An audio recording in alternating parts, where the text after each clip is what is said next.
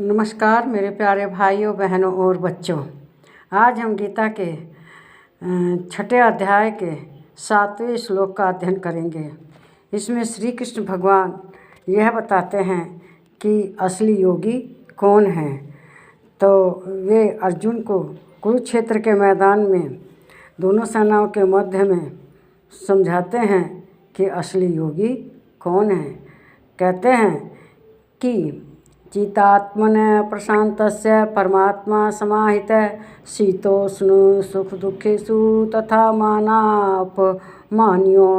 सर्दी गर्मी सुख दुख आदि में, मान सम्मान में और जो हर तरह से सुख दुख में, सर्दी गर्मी में, अपमान सम्मान में, हर तरह से अंतःकरण की वृत्तियाँ भली भांति शांत कर ली है जिसने, ऐसे स्वाधीन आत्मा वाले पुरुष के रूप में सच्चिदानंद घन परमात्मा सम्यक प्रकाश से स्थित हैं।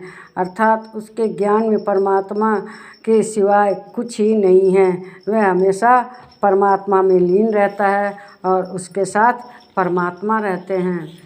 देखो, गीता के जो ये श्लोक हैं ये एक तरह से गीत के तरह समान है। ये सॉन्ग डिवाइन है और अपूर्व सुंदरता वाले, डेप्थ गहराई तक हैं। इनमें ज्ञान भरा हुआ है। हमारा व्यक्तित्व संवेदनशील है, इससे कष्ट उठाते हैं। दूसरे से खतरा समझकर हम नरक जैसा कष्टदायी कष्ट भोगते हैं। जीवन हमें मित्रता से परमात्मा में मिलना है और त्याग से अपने व्यक्तित्व को चमकाना है। जाति पाति के भेद को भुलाकर एक रूप में रहना है। इसमें श्री कृष्ण भगवान बताते हैं कि स्वाधीन कौन है। सच्चा ज्ञान जिसके अंदर बहता रहता है वह स्वयं फैसले अपने नियंत्रण से सच्ची आज़ादी के साथ सुख दुख, मान अपमान स्वाधीन रहता है। हर स्थिति में वह बाहरी चीज़ों से प्रभावित नहीं रहता। जो बाहरी चीज़ों से प्रभावित रहता है वह गुलाम है। मन इंद्रियों के वश में कर लिया है जिस ज्ञानी ने, वही जीता हुआ मन है और वही स्वाधीन है। और जो बाहर से प्रभावित होता है वह पराधीन है। आत्मसात में वह मैच्योरिटी के साथ शांत ऐसे व्यक्ति में परमात्मा का वास होता है। जिसने परमात्मा को आत्मसात कर लिया है, परमात्मा की उसमें झलक मिलती है।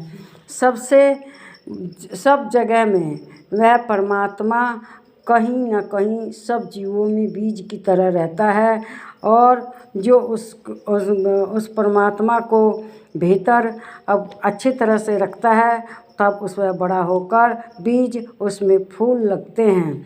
और जिसके मन में इंद्रिय शरीर को वश में कर लिया है उसी व्यक्ति में भगवान का निवास होता है।